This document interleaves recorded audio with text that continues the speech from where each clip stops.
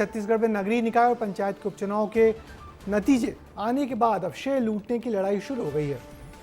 BJP जहां इसे अपनी भारी जीत बता रही है, तो कांग्रेस का दावा है कि माहौल अब सरकार विरोधी यानी कि कांग्रेस के पक्ष में है। सच्चाई क्या है और ये नतीजे भला असल में क्या संकेत दे रहे हैं, हमारी इस रिपोर्ट में जानिए।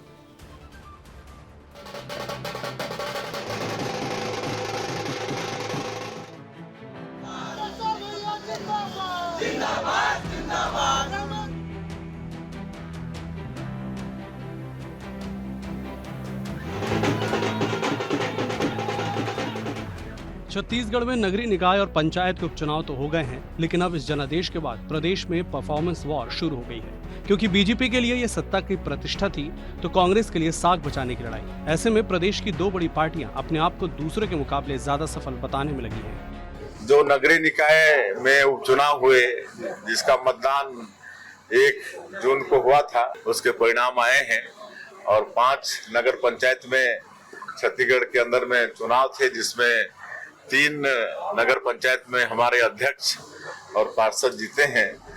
नगर पंचायत में अध्यक्ष के 5 पदों पर चुनाव हुआ था, जिनमें से 3 पर बीजेपी और 2 पर कांग्रेस के प्रत्याशियों ने जीत दर्ज की, यानी कि बीजेपी ने 1 सीट की बढ़त ली है। इसके अलावा पार्षद के लिए 71 पदों पर चुनाव हुआ था, जिनमें से 39 पर बीजेपी, 30 पर कांग्रेस और 2 पर निर्दलीय प्रत्याशियों ने जीत दर्ज की है, यानी कि बीजेपी ने कांग्रेस से 9 सीटें ज्यादा जीती हैं।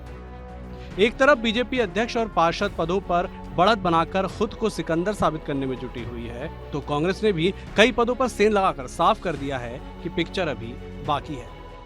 जहां भी हम लोग चुनाव जीते, जहां तक शिवनंदनपुर जैसे जगह में भले वहां पे धन बल से अध्यक्ष जीतने में सफल रही भारतीय जनता पार्टी, लेकिन वहां पे पार्षदों की बहुमत है। हमारे 8 पार्षद जीत के आए। इस तरह से पूरे प्रदेश में अब कांग्रेस के पक्ष में माहौल बनना शुरू हो गया है।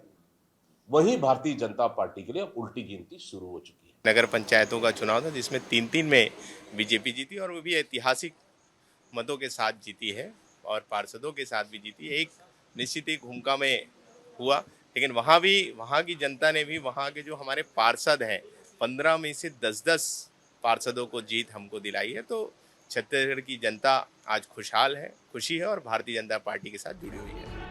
नगरीय निकाय चुनाव के नतीजों ने भले सत्ता परिवर्तन नहीं किया हो, लेकिन सियासी बहस को जरूर तेज कर दिया है। कांग्रेस 2 जीत को सरकार के खिलाफ संदेश बता रही है, तो बीजेपी 3 जीत को जनता के भरोसे का प्रमाण बता रही है। सवाल अब यही है कि ये सिर्फ स्थानीय चुनाव का असर है या फिर 2028 की राजनीति की शुरुआती आहट। फिलहाल इतना तय है कि कुछ सीटों के नतीजों ने बयानबाजी की पूरी फसल उगा दी है। विस्तार न्यूज के लिए खोमन साहू की रिपोर्ट। तो छत्तीसगढ़ के नगरीय निकाय और पंचायत उपचुनाव के नतीजों ने सत्ता की तस्वीर तो नहीं बदली, लेकिन सियासी सरगर्मी जरूर बढ़ा दी है।